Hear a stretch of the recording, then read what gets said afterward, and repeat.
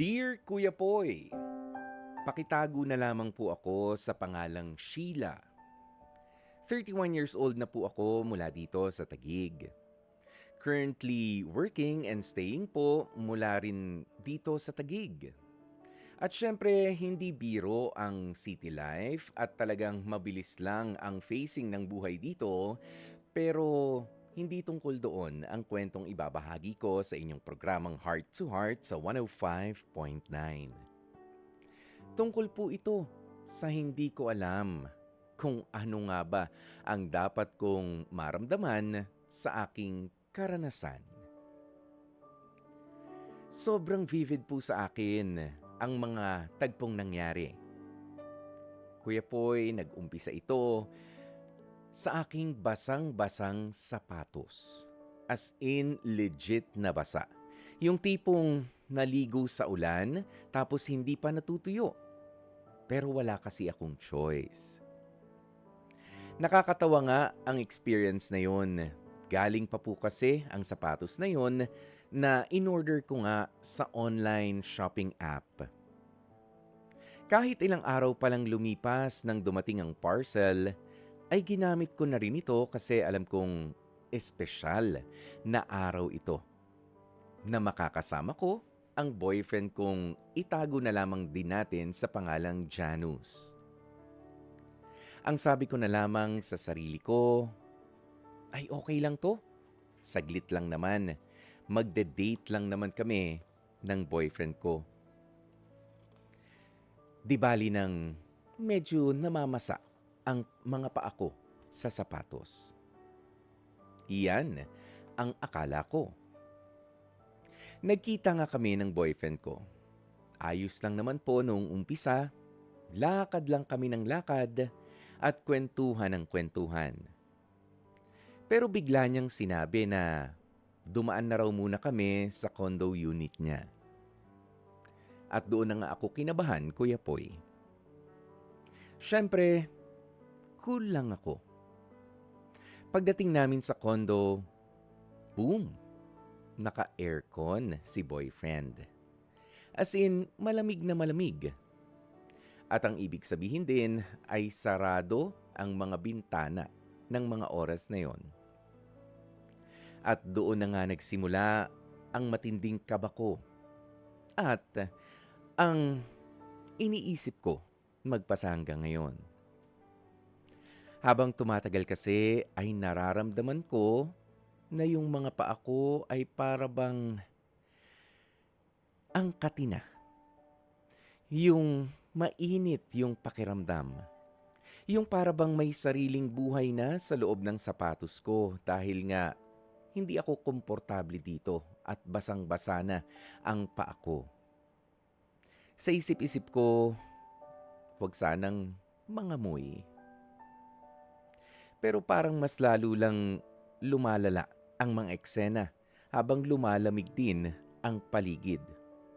Biruin mo yon, Kuya Poy, galing kami sa paglalakad sa labas kung saan nga ay mainit tapos bigla naman ding lumamig doon sa kinaroroonan namin. At eto pang matindi. Nang sinabi na sa akin ng boyfriend ko ang katagang, hubarin mo na lang yung shoes mo. Mag-relax ka na muna dito sa condo. Hindi ko alam ang gagawin ko, Kuya Poy. Napalunok na lang talaga ako ng literal. Pero anong choice ko? Hindi ko naman pwedeng suot-suot ito habang nakaupo ako sa malinis niyang condo. Kaya dahan-dahan kong hinubad ang sapatos ko, kung saan nga ay basang-basa na ng pawis ang mga paa ko. At sa loob lamang ng ilang segundo ay parang pasintabi po sa inyong mga tagapakinig. Parang may sumabog na chemical weapon. Opo, ako na mismo ang aamin. Grabe talaga. Yung amoy niya para sa akin ay hindi basta amoy paalang. Ito yung amoy na parabang pinaghalong nakulob, na naulanan, at kung ano-ano pa. Parang literal na nilalason ko ang boyfriend ko. Yun yung pakiramdam ko. Pero, ginawa naman ng boyfriend kong si Janus ay pinahiram niya sa akin ang tsinelas ng ex-jowa niya na naiwan doon sa kondo niya. At wala naman akong choice kundi suotin muna ito. Kasi sino ba naman ako para mag-inarte pa? Kaya heto, kahit labag sa loob ko ay sinuot ko. Kasi nga grabe, yung amoy ng paa ko. Kaya naman, nagtuloy pa rin naman kami sa aming pagkakwentuhan. Pero nung nagpaalam na nga ako para umuwi, ay sinuot ko na rin yung tsinelas ng ex niya. Dahil sobrang hiyang-hiya talaga ako sa boyfriend ko na dumating pa nga sa pagkakataon na hindi na ako muna nagparamdam sa kanya ng isang buong araw pagkatapos naming mag-spend ng time sa kondo niya. Pero ang sabi naman ni Janus sa akin, wala namang problema sa kanya yun. Pero alam mo Kuya Poy yung feeling na sobrang nahihiya ka na para bang gusto mo na lamang na magpalamon sa lupa. Kaya alam nyo, hanggang ngayon, ewan ko ba, hindi ko pa rin alam kung ano ang dapat kong maramdaman. Ano ba ang dapat kong i-explain sa boyfriend ko. Pero wala naman siyang sinasabi tungkol dito. Sakali pong makarating sa inyo ang kwento kong ito, ay umaasa po ako na matutulungan ninyo ang kagaya ko. Ang pangit-pangit po kasi ng karanasan ko. Hiyang-hiya talaga ako sa boyfriend ko. Hindi ko alam kung kailan ko ulit siya haharapin. Hindi ko alam kung kailan ulit ako papayag na mag-date kami. At hindi ko alam kung ano talaga ang sasabihin ko sa kanya. Kailangan ko nga bang mag-sorry nang dahil sa nangyari? O hayaan ko na lang? Kuya Poy, tulungan mo naman ako. Ano ba ang maipapayo ninyo? Hanggang dito na lamang po ang aking storya. Lubos na gumagalang, Sheila. Napakinggan nga po natin ang kwentong ibinahagi ni Sheila. Itinago natin sa pangalang Sheila sa Taguig dahil po pasintabi po sa mga nakikinig at sa mga nanonood po sa atin. Hiyang-hiya siya doon sa nangyaring experience sa kanyang bagong boyfriend pa lamang na si Janus. O nang dahil nga po doon sa nag-date sila, may sinubukan na sapatos na hindi siya komportable pa, nangamoy ang kanyang mga paa. 'Di ba? Talaga namang nakakahiya kung tutuusin. Pero I think Sheila, sabi mo nga ay ikaw yung mas talagang nababother dito sa pangyayaring ito dahil hindi mo naman din napaghandaan ang pagpunta pa doon sa condo nitong si Janus. Ayan. Well, sabi mo wala rin naman siyang binabanggit o hindi naman siya nagrereklamo kung meron ngang hindi kagandahang amoy yung bagong-bagong sapatos na hindi ka komportable at nagpawis na ng husto yung paa mo doon. I think you have nothing to worry about. Sheila? Nakakahiya siya? Yes. Oo, nakakahiya. Pero kailangan bang iwan mo na itong si jowa? Kailangan bang hindi ka na magpakita sa kanya ever? Ayan, dahil dun sa kahihiyan na yun? No, I don't think so. Oo, wag naman ganun ang pagtingin nyo sa inyong mga jowa, ano? O malay mo naman, talagang lubos na nauunawaan nitong si Janus yung sitwasyon.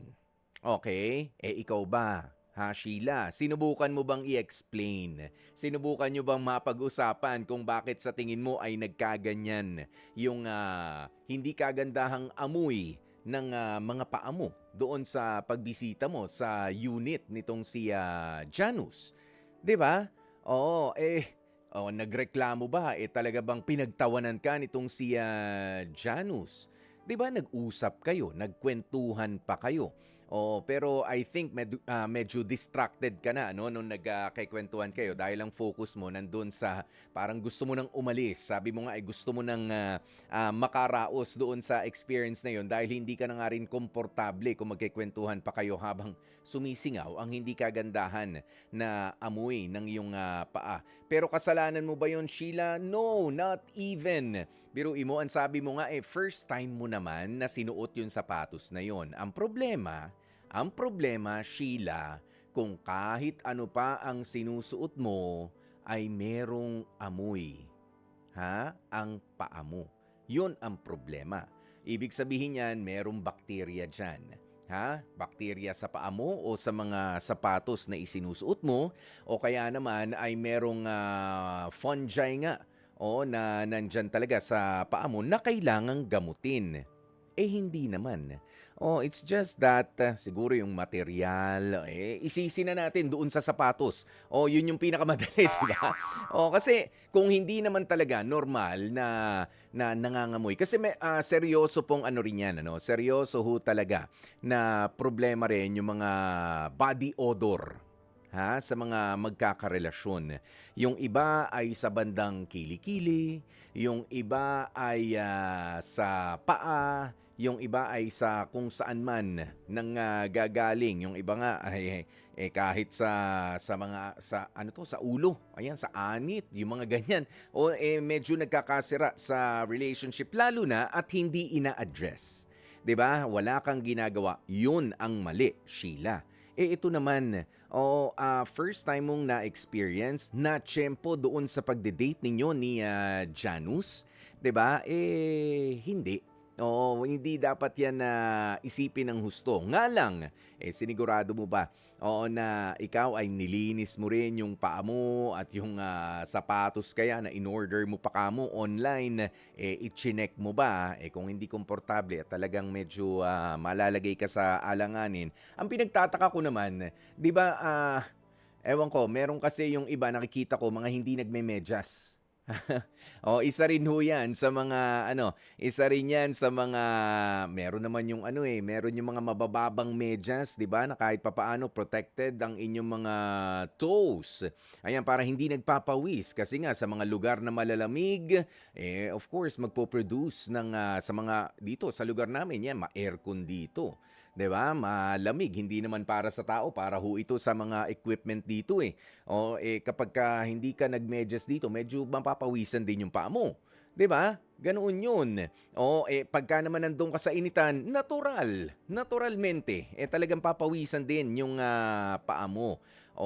Pero eto nga, mabalik tayo sa iyo, Sheila, the fact na okay lang naman dito kay Janus, the mere fact na nakipagkwentuhan pa nga sa'yo, hindi ka naman ipinagtabuyan na tumayo na tayo, sige labas na tayo, hindi na ako makahinga, yung mga ganyan. I think, yes, naaamoy niya, pero na-turn off ba siya sa'yo? No. Let's not jump into conclusions. Okay, Sheila, huwag masyadong isipin yung mga ganong bagay because these things happen to the best of us. Nangyayari talaga yung mga ganitong mga bagay sa kahit kanino. Mayaman, mahirap, sapatos na in-order online o sapatos na pagkamahal-mahal na super branded talaga. 'Di ba? Nangyayari yan. Nangyayari yan sa atin. Alam mo, meron akong isang ikikwento sa iyo, Sheila, at sa iba pa. I think merong kinalaman dito ang maturity ng karelasyon mo.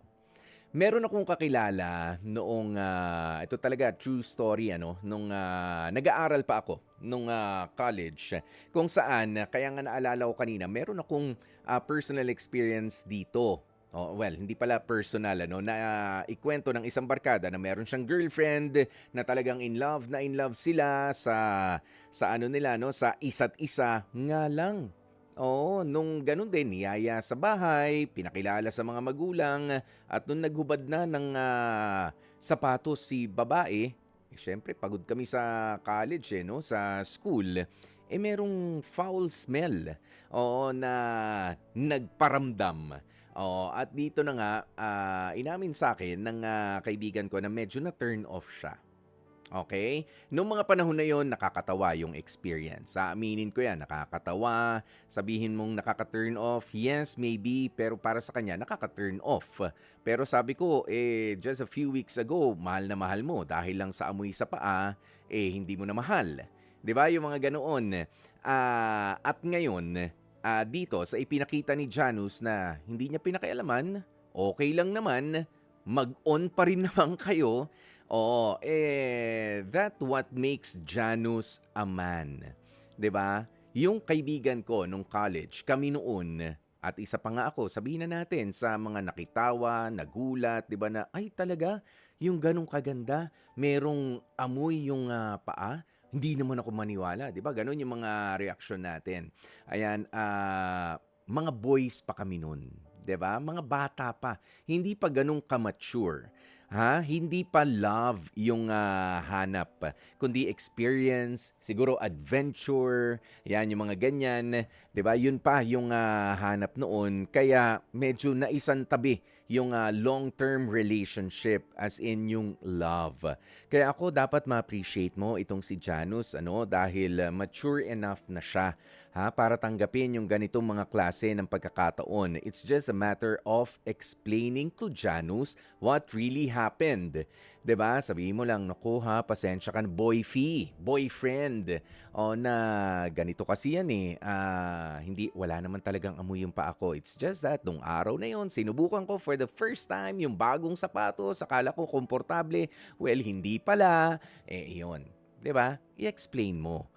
Yun, I think, yan ang utang mo kay, Janus, yung explanation at least doon sa experience para naman mawala rin sa isipan niya na, baka kailangan magpagamot nitong, girlfriend ko, 'di ba? Baka ma-offend ka naman minsan o na mabigyan ka ng, ano ba 'yan, ng mga foot powder, ayan yung ganyan o kaya naman yung mga antifungal, cream, 'di ba? Dahil nga sa napansin niya merong mga karelasyon na ganyan, 'di ba?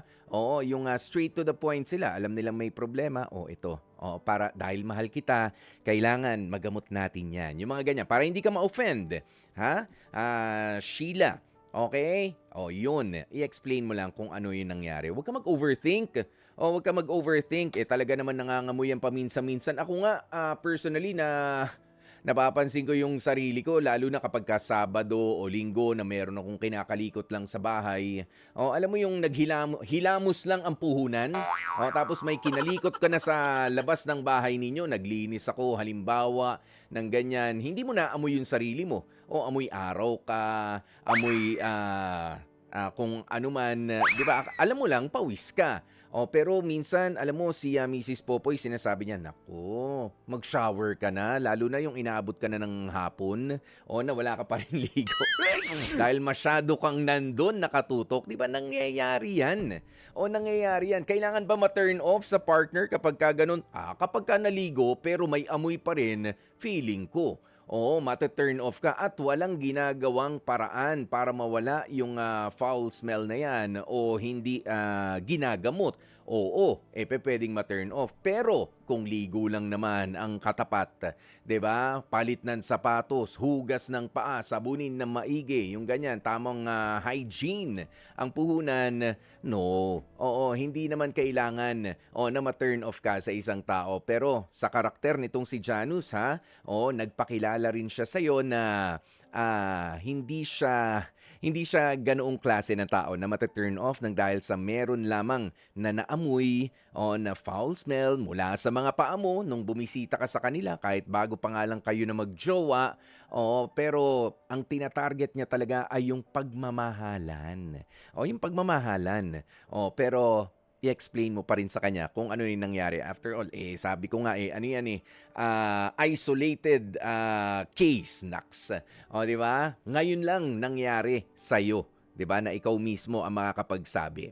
Dapat talaga prepared din tayo, 'di ba? Lalo na kapagka ikaw ay makikipag-date at mabilis ang ating, pag-iisip. Alam natin yung mga lugar kung saan na pupunta. 'Di ba halimbawa nga, ayan merong, hindi ka komportable, first date ninyo, yung mga ganyan, yung mga eksenahan sa buhay, okey yan. 'Di ba, na alam mo lalo na ito si, Sheila, 1 years old ka na, sabi mo nagtatrabaho ka na, dapat alam mo na yung ganitong mga bagay or pupuwede naman nung nagyaya sa kondo itong si, Janus para ba magpahinga kayo, magkuwentuhan muna bago, umuwi, sinabi mo na kung ano yung, hindi ka komportable doon sa paa mo at dapat do'n pa bago pa lang pinasingaw, meron namang warning. Meron na sanang warning na binanggit ka. Ang problema, mukhang pinasingaw mo muna yung hindi kagandahang amoy nga doon sa hindi mo komportableng sapatos na naisuot nung date ninyo nitong si Janus, tsaka ka ngayon nag-iisip-isip. Pero naintindihan ko yan dahil no, bago-bago pa lamang kayo na magjowa. Ang pinaghandaan mo lang ay yung pagde-date ninyo.